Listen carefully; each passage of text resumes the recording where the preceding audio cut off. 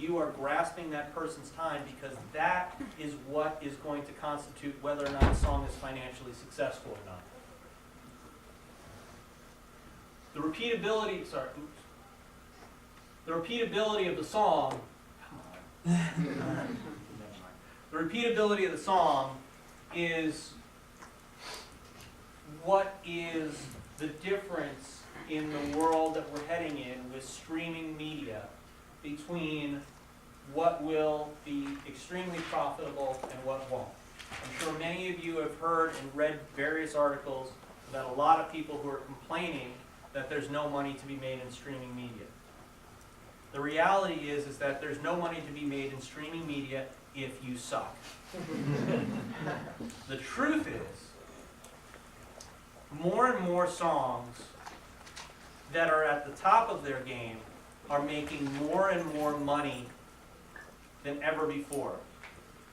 Do you think Psy is complaining about the money that he made? Oh, this streaming thing, I'm not making enough money. I only made $50 million. I could have made 75. No, you couldn't have made $75 million. The reality is a song like Gangnam Style would have been lucky to have taken in $10 million as a one-hit wonder years ago. And now, based on my estimate, that song probably took in somewhere in the neighborhood of $50 to $75 million worldwide. One song. $50 to $75 million. And this is happening over and over and over again. It's just not happening with every single song. And it makes it very difficult. And the defining factor of what is going to make that happen is that repeatability. The song that you only want to hear once is going to be very difficult to make money for multiple reasons. One is that each of us individually will only contribute slivers of pennies towards that particular song. Reason number two is because the less you listen to it, the less likely you would to talk about it. After we're done with this, and you guys talk amongst yourselves, and you're going to talk about various music, are you more likely to talk about the songs you heard in the last couple of hours, or are you going to talk about the songs that you heard 2 weeks ago? 2 weeks ago, I could barely talk about the songs I listened to this morning. I mean, I make a habit, because Tuesday is a release day, I make a habit of listening to a lot of new music that comes out. I couldn't tell you what I listened to at 10 a.m. this morning. So repeatability is crucial both for the revenue that you would get and the discussion points to make sure that it goes elsewhere. The other thing that's important in terms of streaming media is, and I'm sure, there we go. Oh, good, my gloves stay up. Worldwide. When I started my record company a little bit more than 2 years ago, one of the things that I hoped for was that I hoped that I would just be able to run a successful company, and I hoped that I could have some good hits in the U.S. What I didn't expect is in my second year of business, 45% of my revenue came from outside North America. Nearly half of my revenue came from a total of 75 different countries. Now, if you think about 10 years ago, there is no way that anybody would be able to make a global music business in Nashville with a small team without getting really, really lucky. But we did it with hard work. Had several hits that actually did very, very well throughout Europe. Got sync opportunities in Europe. Got, just had a song last week that was top 10 on the iTunes singer-songwriter chart in Australia. And each of them on its own, between Spotify and iTunes and sites like Hello JuneNet in South Korea, which still spits back $3 for one song, and I still don't know why, every single month. All these sites all over the world, you start adding it up, and it's $3 here, and it's $5 there, and it's $20 there, and it's $100 there. And before you know it, you've got a viable business, and you've got viable revenue for your song. It doesn't happen for every song, but if you think about the songs that can translate globally, these are the songs that will make you revenue. When you make your music and you think about marketing your music, the defining factor for streaming is whether or not you can make that happen globally. It's very, very difficult to win if all you're trying to do is make it happen in the US. Can make it happen. There are plenty of people that have songs, 98% of the revenue is US. Still going to happen and will still be there. But if you want to increase your odds, figure out how to make your songs global. Part of the success to a streaming world is making sure that you can make songs that have global appeal and that you take the time to market. If somebody goes and emails you, say, hey, I'm emailing you from Spain and I think your song is great, don't go and say, oh, I'm never going to tour Spain. Build that up and see if you can actually make something of that. There are more artists who are now getting touring opportunities in Europe because of this. And not only is it revenue on the recorded music side, but for a lot of those places, it's better revenue on the touring side. It's expensive to get over to Europe as an artist, but once you're there, they tend to pay better than they do in the US. Think global. Own the listening experience. Most important thing on all of this, whether you're doing it with those people who are overseas, whether you're going to be doing it for somebody who is going to be your neighbor. The important thing with the music that you work with and you create and you market in the digital world is to make sure that you're owning that listening experience. Make sure that what you do is so good that somebody doesn't want to turn it off. Make sure it's so good that somebody who is planning on listening to a playlist of, every Mumford & Sons knockoff you can think of decides to stop at your artist and say, who is this? I'm going to shift gears and listen to every single song that person ever made. Do what you can and do what you must to make your music so desirable. Make it so desirable that every single day, this is why social networking is important, to be in front of people every single day, is that your music is front and center, that your music is thought of, that your music is what's there. Because the reality of where we are now entering into, where streaming music is going to drive your recorded music revenue, is that you have to own people's listening experience. You have to make your songs and artists so powerful and so special that they want to listen to your music over everybody else. There's 30 million songs out there now, growing by tens of thousands every single week. The only thing that you can do against that competition is make sure that your music is undeniable and that you don't stop with it. Now, there's a lot of stuff that I can talk about. I think I see a couple of faces here that I think have actually heard me talk before. What I want to do now is I want to take the rest of this time to open this up to questions to you.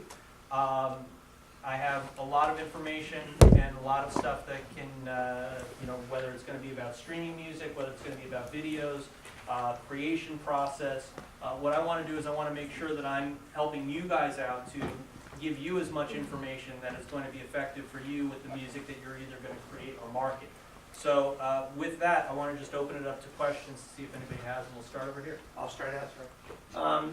Going back to your intro and music starting at zero, I might be a little old-fashioned, but if someone says, oh, you should listen to the new Adele song or Coldplay or whatever, I'll go to iTunes and click on the sample thing, and they just drop it down God knows where in the song.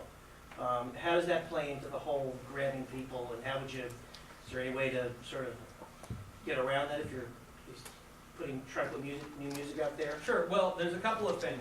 First off, the iTunes sampling is certainly used by some people, but it's generally a minority. Right. Most people, especially now at this point between YouTube and Spotify and a few other places, SoundCloud, another one, most people it's just as easy to get to the full song versus a sample. But the other thing which is important is that when you kind of go and say, well, in iTunes it's just going to put the song, drop it in and God knows where in the song, the reaction actually is God knows where equals 45 seconds. Right. So the truth of the matter is that if you actually look at most of the popular songs that are out right now, most songs have a chorus that starts at about 43 to 45 seconds. And there's two reasons for that. Reason number one is because of the iTunes sample. They want to make it so that the song deliberately starts at the chorus when you hit that sample without thinking about it. The other thing is that it used to be that most choruses started at the 1 minute mark, and when you lopped off that 15-second intro that songs had up through the 90s, now they truncated everything by 15 seconds and shifted the whole song up. So 45 seconds is the mark specifically for iTunes samples. But how important then is the intro still? Just because it's a minority, they should still concentrate on that killer intro or no intro? Even though- Absolutely, just because, again, nothing is an absolute. So certainly, as I said, there's a small number of people who discover music through iTunes samples. Some songs become popular because they're on a TV commercial, and the TV commercial plays the hook of the song. There's no doubt that there are certainly other examples where the intro is not as important because of these other elements. But for most songs and most experiences, because of the ease to getting to full songs, more and more of the discovery process is happening within listening to full songs and listening to those experiences. The other part is that you have two kinds of discovery. You have active discovery. I tell you a song, you go and listen to that song. The other part is playlist discovery, which is also now starting to happen more and more. And as a trend, more and more people in the business are trying to push you as a listener into more curated playlist environments. And in those environments, it's the same thing. Even if you don't like a song and you skip ahead to the next song, that song is always going to start at the beginning. Every song is always going to get there into the beginning. So the intro is still a vital component to the success of a song.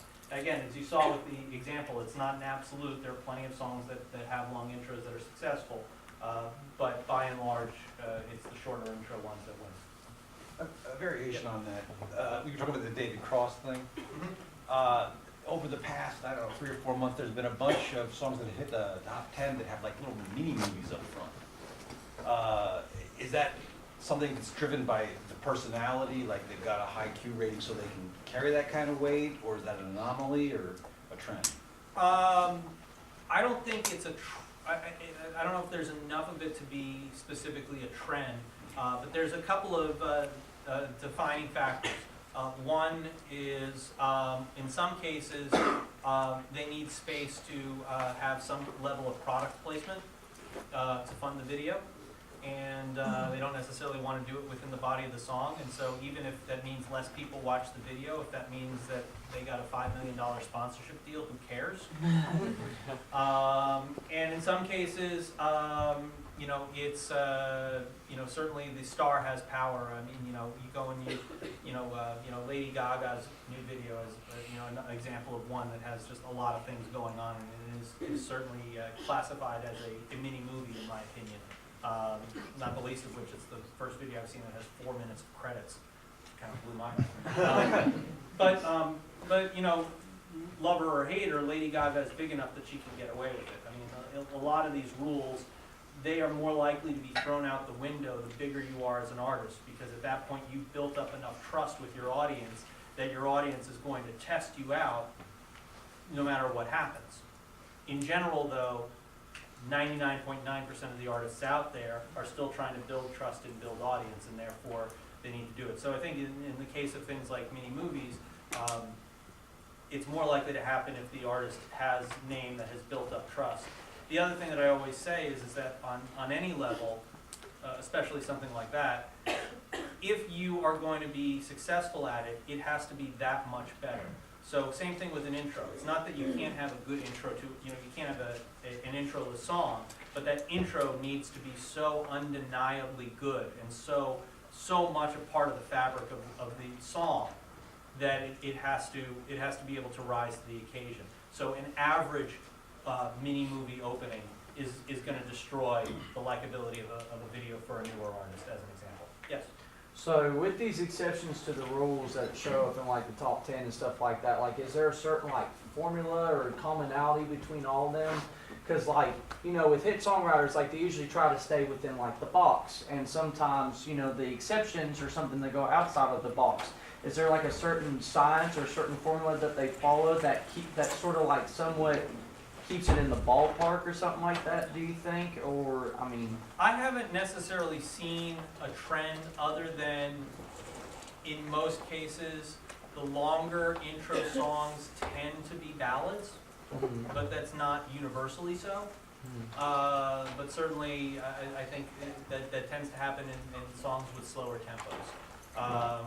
But for those, thinking, inside or outside the box, I think a lot of that comes from, especially in Nashville in particular, is, I can go and show you every technical which way to kind of factor that in.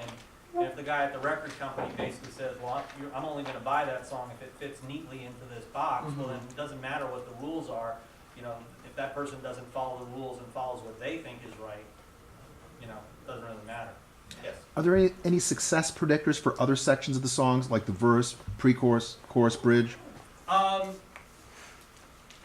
There is, there's a portion that happens after the second chorus, when it goes from the second chorus into the bridge.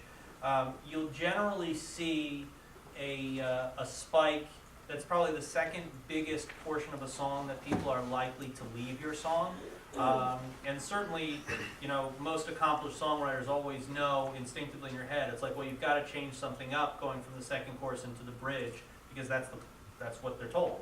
And, I kind of have a different feeling with that nowadays to what I call the mixtape mentality, because a lot of times from a mixtape perspective, generally, if they're going to play in a mixtape a good chunk of the song, it tends to be verse, chorus, and then they go to the next song. So it tends to be a point in the song where if right at that point, if you go verse, chorus, and you sonically signal to somebody, you're just going to go get another verse, chorus, they're out of there because they've heard it already, which is the importance of why that bridge always has to have that change up, because you've got to sonically signal to somebody at that moment, no, the song is going to be a little bit different, trust me, we're not going to just repeat everything to the end, you haven't heard it all.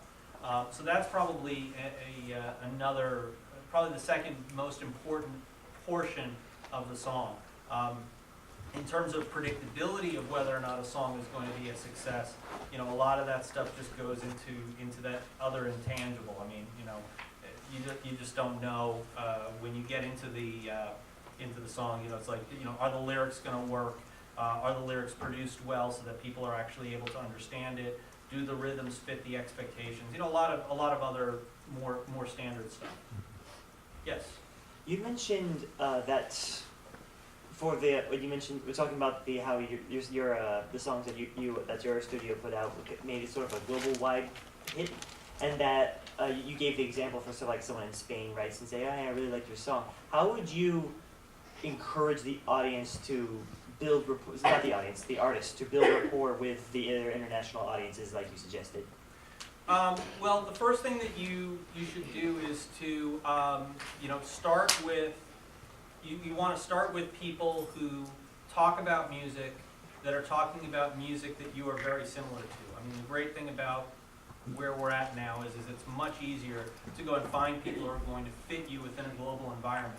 Spotify in particular, in my opinion, also makes it much easier so that you can be able to use that to find people who create a playlist where your song would clearly fit in, and you can be able to see exactly how popular you are. And in general terms, if you find a playlist that has more than 5,000 followers of it, chances are that person's got a great social network following and also probably has a blog or something else, maybe parties, that they throw, something else that are actually connect to them. So in a lot of ways, what I try to tell people to do is go and find those people and just reach out to them, flatter them a little bit, that always works.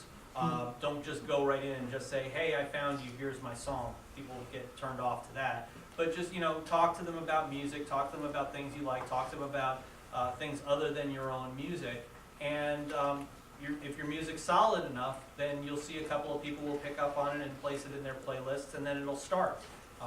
The other thing that's really, really important to understand in the new streaming environment is we can all sit here and pray that we have the next viral hit that is completely invisible one day, and and then 4 weeks later it's got 50 million YouTube views and is selling top 10 all around the world. That does happen. It can happen, but it's much more of a lottery ticket than anything else. So, what I tend to find happens with songs that go viral is they go viral slowly and steadily. So when you find those people will eventually turn on 20 people, who will turn on 20 people, who will turn on 20 people, and then all of a sudden you'll discover a year later, wow, I've got a song that's actually taking in a couple of $1,000s a month. Takes a year. Don't give up on songs. If you feel and you see that those songs get reaction, especially on a global basis, don't just go and say, oh, I released that song last month, I'm gonna stop promoting it. You gotta keep working it. The smart people working songs right now understand that it is much more of a marathon than a sprint, and that if you continually nurture and work to grow a song, if you continually see positive reaction to it, you will see that song grow and grow in multiple countries. Yeah. Do you think with the importance of lyrical composition, for example, having an intro be within 7 seconds and capture you so quickly and have these hooks that capture the listener, do you think that sort of focus has overshadowed the instrumentation of music? Like, for example, I think of specifically Hotel California, iconic solo at the end, which a lot of people may or may, listen to that song for that specific or for that specific reason, or those great guitar solos that make some songs, and then you notice, there's less of that. You think it's because of the putting emphasis on and focus on the lyrical composition? The short answer is yes. The short answer is, you think about it this way. You're going to go and you look on either a Facebook or a Twitter feed later tonight, and there'll be 20 articles. Some of those articles are going to be really in-depth pieces about what's happening in the world of music. Some of those articles are going to be really important things dissecting something that's of really, really strong educational interest. And then one of them is going to basically say 21 dumb things that The Simpsons did. Which one are you more likely going to click on? Most people click on the dumb stuff. And the truth is that I'd love to sit here and tell you that the really strong artistic things can break through, and I'm sure we can sit here and in a couple of minutes find exceptions to that rule, there always is. But the reality is that most people don't have the time for that, and most people go for that which is viscerally instant, that viscerally grabs them and catches them and gives them something in return, gives them a shot of dopamine basically, very, very quickly. And lyrics do that, and just instrumentation, for the most part, does not. It's why, in the last month, the biggest rising song worldwide is a song called Selfie. And that song, because that song is the definition of everything you say. It's a very basic, computerized, non-instrumentation with vocals that doesn't even have a melody line. So it's all about the lyrics. And that song is basically the fastest rising song in the last 4 weeks. So, and again, it comes down to, and you also have to remember this. We, as music fans and music creators in this room, tend to think of things very, very intellectually and wish that the world thinks the way that we do. The reality is that most people basically say, the world is a sucky place, my job sucks, school sucks, the relationship with my other partner sucks, and I need music to take me away. And they want to have something that gives them that visceral, entertaining reaction. They don't want something artistic. I'd love to say that they do. Every once in a while, one slips through. But for the most part, they want to be entertained, and lyrics tend to do the job much better than instrumentation. Quick follow-up? Well, Okay, go ahead. Well, I recently put out a music video called Kamikaze, and it had some pretty good traction at the beginning. YouTube is cracking down. I was accused of using a bot, which I have never done and never would do. But they removed it without any notice. And so they re-uploaded a new one where it had no numbers, 7,000 views in 5 days for, a starting artist is not bad, but when it's at zero or whatnot, all the links, it's different URLs, so all the blog sites have picked it up and things like that. It's a dead link. Yep. So how would you go about building traction, now, other than the second play, because people are going back to the song, but how would you build traction now that the first release is already kind of been out there? That's a very difficult, specific question to answer in a more of a broader setting like this. The first instinct for me is that I've known people who've used bots at far worse numbers than what you're talking about, and they haven't gotten caught. So I'm not exactly sure what happened on your end. So something weird must have happened. But you know, in regards to those things, I mean, I think that you do bring up something that is very important, which is to make sure that you're not switching things around because of those links that are around the web, and to make sure that when you put something up, don't go and say, oh, I'm going to go take it down. Oh, let me go put it up again. You know, because for the very reasons that you say. The quick answer that I can say to you is just make sure that you've done a really great job in terms of tagging, so that people that are searching for it can find it faster, and eventually, you know, very quickly it should show up within the search engines. But you know, the only thing that I can say is to remember, as I kind of said earlier, is that it's a marathon and not a sprint. And while, you know, 7,000 to 10,000 plays on YouTube is really, really good, you know, I've worked with some artists who have had more than that, and we've had them take down and start from zero, just because we know that if they presented it in a much different fashion, then they'd be more successful. And in a world where, for the music industry, they don't generally take you too seriously until you hit 1 million views, you know, 10,000 views can, you know, you can easily forget them, and, you know, worst thing you can do is find the 10 blogs that matter the most and email them and say, hey, would you update the link? How much time do we have?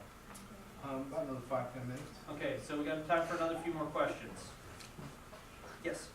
For new artists that want that second play, what type of like genres would you say like really grab people's attentions? Not so much lyrically, but like just genres in general that are like successful streaming. I mean, certainly right now, pop and electronic music is very, very successful, but that doesn't mean you should automatically go to that. I think the most important thing is don't worry about the genre. What you need to worry about is that the music that you make is sincere to you. Because if there's one thing that people can really sniff out is somebody who's trying to be inauthentic. And you have to be authentic to what you are and what you want to do in every way, shape, or form. Because if you try to fit somebody else's box, somehow people will get it and you won't respond. And part of it won't get a response. And part of the other reason why is the number one thing that you can do with a song is realize that you need to play to somebody's emotion. Don't make a song that basically has no emotional pull whatsoever.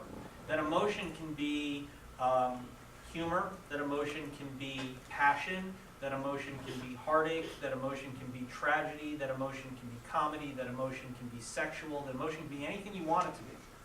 But what needs to happen is that an emotional reaction is what gets somebody.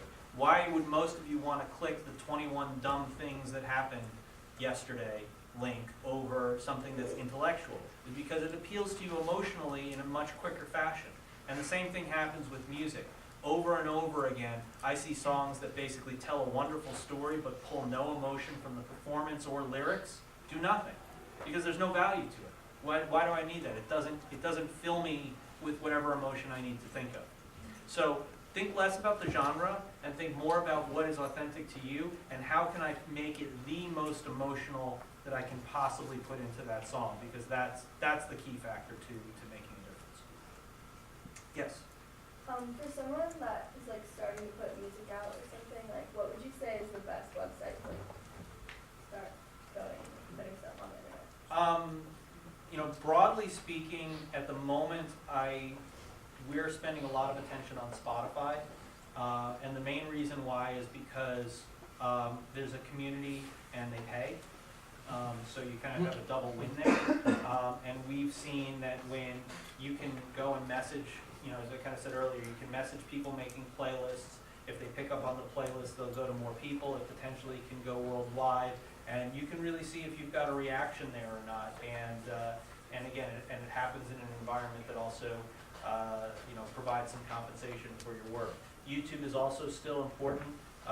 You know, YouTube is essentially the world's biggest music search engine, in my opinion. So if you're not playing on YouTube, you know, because if we go and I said, hey, here's my band, go check them out, a good chunk of you here would check it out on YouTube. And if it's not there, then the song might as well be invisible.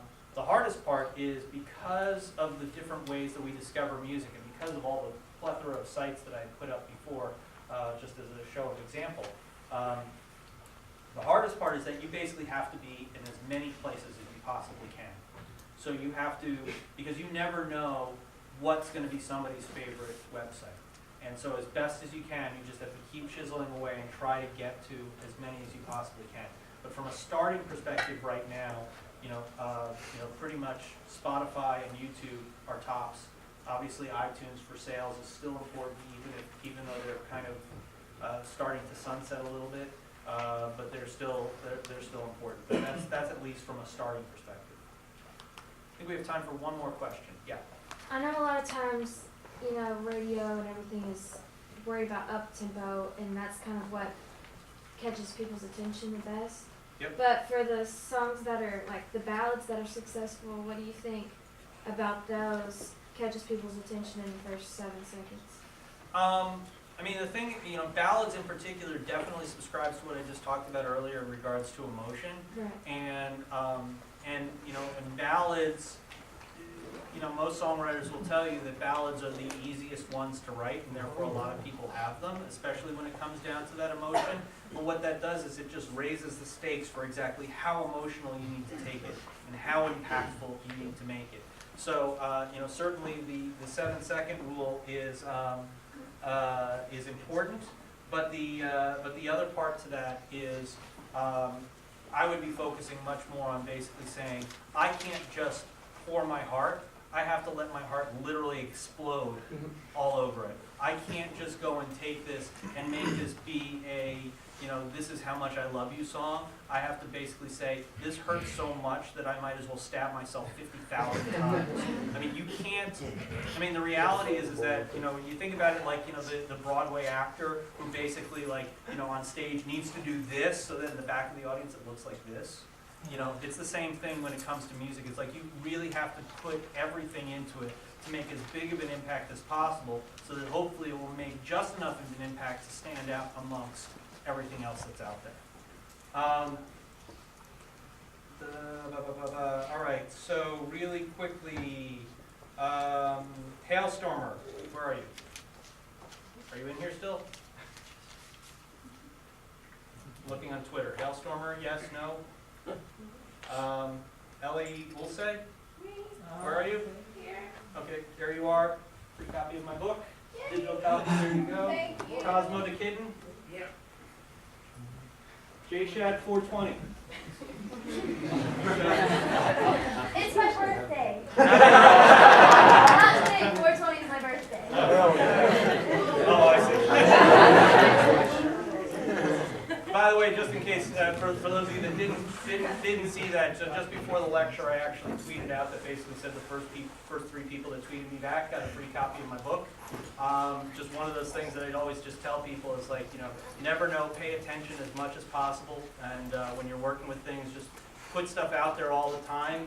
Make things happen, make them visible to just kind of keep it going, because you never know when things can actually pay you back. Thank you all for your time today. I really appreciate it.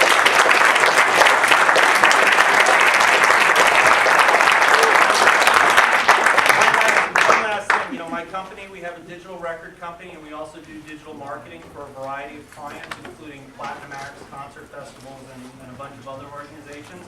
We are always looking for interns. My Twitter handle right here, Futurehit.dna.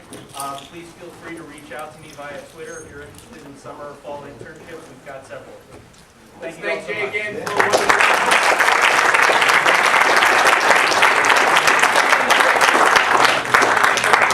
Sorry, that's the name of the book, right? Yes, that's the name of my book as well. 4700, 103.